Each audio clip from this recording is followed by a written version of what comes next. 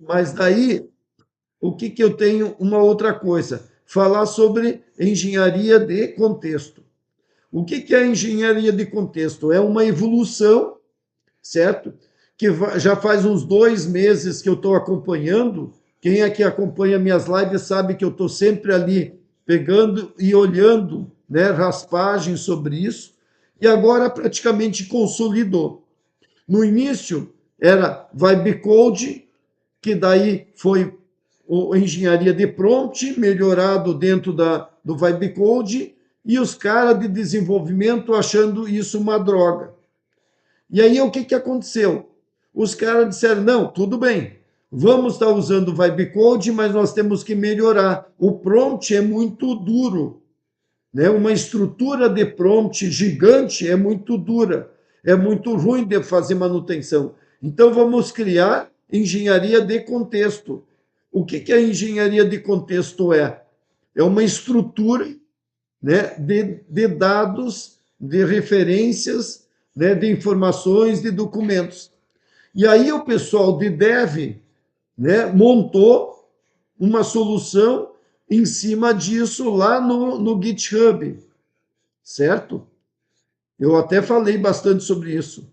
Então era mais técnico, era, né, tinha o documento inicial, tinha o documento de memória, tinha o documento, né, do RAG e assim por diante.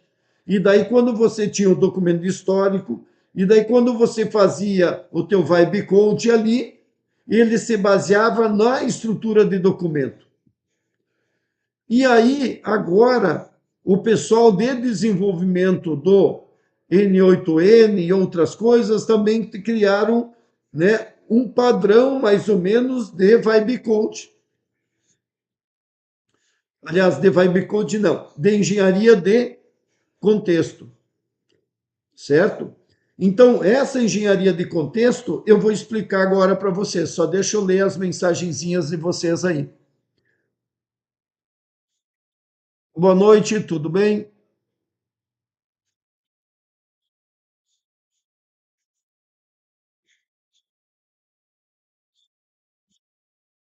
Certo? Beleza, então. Ah, o que, que é a engenharia de contexto? Se a gente vir aqui, ó, e desenvolver uma aplicação, vamos pegar uma aplicação qualquer aqui. Eu quero aqui no personal, deixa eu pegar aqui.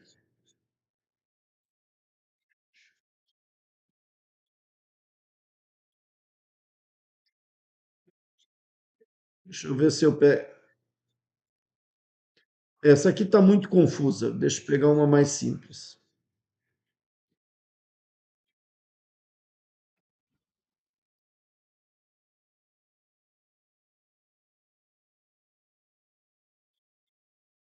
Vou pegar essa aqui, por exemplo.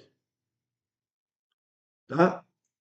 Se a gente vai ver, ó, a gente tem essa aqui, e deixa eu tirar isso aqui para deixar mais claro para vocês. E isso aqui também. Ó, o Rosinha não faz parte, né? Então, isso aqui é automação, certo? Eu tenho a entrada, eu tenho a saída, eu tenho o agente e as ferramentas dele, a memória, e aqui eu tenho, né, a cabeça dele, o cérebro.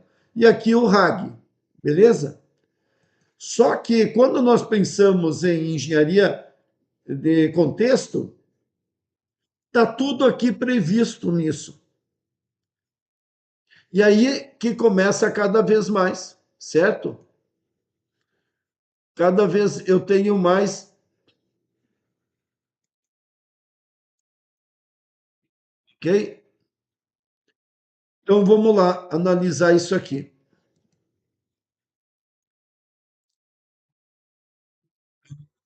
Aqui não está legal. Deixa eu fechar.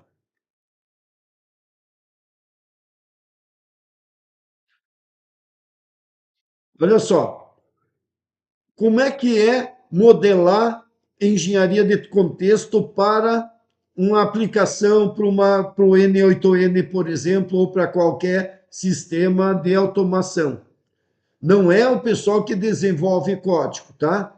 É você ter uma entrada para o usuário, você ter, né, um prompt de sistema, você ter memória de curto e longo prazo, você ter recuperação de conhecimento, que é o RAG, você ter as ferramentas e você ter um formato de saída esperado. Então, se nós olharmos isso aqui, aquela automação que eu mostrei para vocês contempla tudo.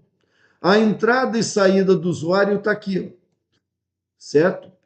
Então, toda automação, antes de começar, a gente define, certo? O que é a entrada, o que vai ser a entrada e o que vai ser a saída.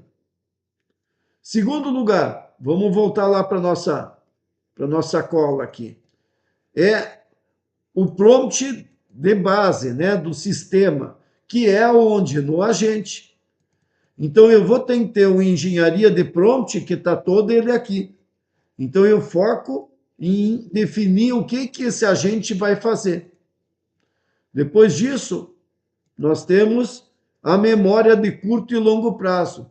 Então, se nós vamos ver aqui, eu tenho a memória de curto prazo aqui, e eu posso ter qualquer um lugar aqui a memória de longo prazo, que poderia ser um Supabase aqui, certo? Qualquer uma dessas ferramentas podia ser um Airtable, podia ser uma planilha, onde que eu vou ter informações, né, que não é só da conversa aqui. Quando a pessoa parou de falar, tem informações que foi gravadas lá. O que mais que eu tenho aqui? Que eu tenho recuperação de RAG. Está ali, né, definido o RAG aqui.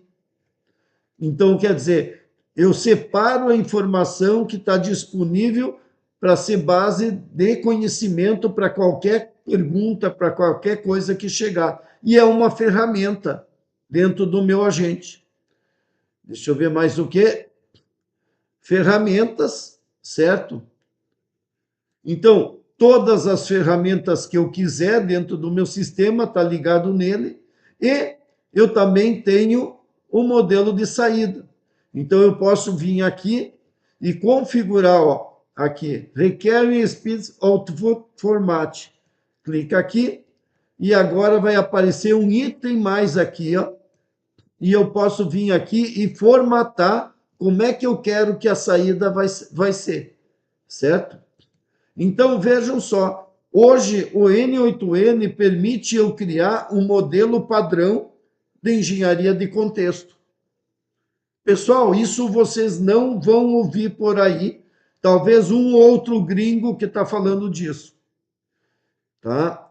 Então, é isso que vai acontecer, é criar padrões. Então, quando você vai definir um projeto num cliente ou seu projeto, você vai seguir essa linha, certo? Da engenharia de contexto. Você vai pensar o que vai ser a entrada e a saída do usuário, né? Você vai lá documentar, vai lá no chat GPT ou vai lá na mão, vai documentar. Qual é o prompt que nós vamos fazer para ele responder sobre tudo isso?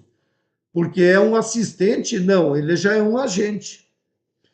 O que nós vamos ter de memória a curto prazo? Ah, tudo bem. E a longo prazo, como é que vai ser? E vai ter histórico, então poderia ainda ser vírgula, um histórico. Então, longo prazo seria registro de toda a conversa, histórico seria todo o conteúdo que nós temos sobre compra, como venda, pedidos, consulta, o que eu defini, certo? E o RAG sempre, pessoal, a diferença do RAG, quando é que eu uso o RAG? Quando eu quero detalhes sobre o produto. Quando eu quiser saber de estoque e preço, eu vou ter uma tabela ou vou ter um Supabase. O RAG vai ser informação do link que eu tenho da tabela ou da página, mas vai ter toda a informação para que qualquer pessoa pergunte e ele vai lá, recupera e entrega esse texto numa forma conversacional. Beleza?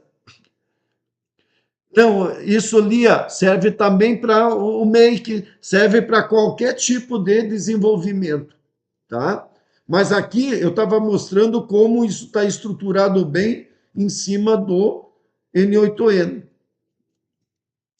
Ah, e daí nós temos as ferramentas inúmeras e eu posso pensar que ferramenta pode chamar, né? Pode ser um outro agente. Então eu tenho múltiplos agentes. Eu tenho um agente que é o orquestrador, que é o primeiro, que chama os outros que executem atividades. Então eu tenho agente de office, eu teria agente pessoal, eu tenho um agente, né, que poderia ser financeiro e assim por diante, estruturar dessa forma, e hierárquico, né? E a saída de esperado sempre eu vou estar pensando como é que eu peguei a entrada, como é que eu quero a saída, certo? Então esse é o padrão que nós vamos trabalhar cada vez mais, porque são padrões simples de implementar, né, de customizar. E aí quando eu vou lá para mim para explicar esse tipo de coisa, lá no N8N, ó, eu tenho aqui alguns exemplos, ó. Então eu tinha esses exemplos que mais ou menos bate nisso, né? E o que que nós vamos fazer? As entradas talvez vão ser mais complexas, as saídas podem ser complexas, porque chegou voz, eu traduzi tudo, fiz tudo e quero que devolva em voz. Então eu tenho que complicar um pouco aqui, certo? E assim também eu vou trabalhando. Aqui, por exemplo, eu tenho memória curta, memória, né, de pensamento maior, e eu posso ainda ter o Supabase. Deixa eu ver se eu tenho aqui. Aqui não está configurado o Supabase, mas eu podia ter um Supabase, certo? Que seria um outro banco de dados, certo? Eu tenho também, eu poderia ter o RAG, então eu tenho que pensar nesse contexto como sendo um padrão, tá legal? Ó, que nem aqui, ó. Então eu tinha, na verdade, exemplos isolados e a gente vai juntar isso criando um modelo padrão de implementar, certo? E aqui eu explico bastante sobre isso, tá?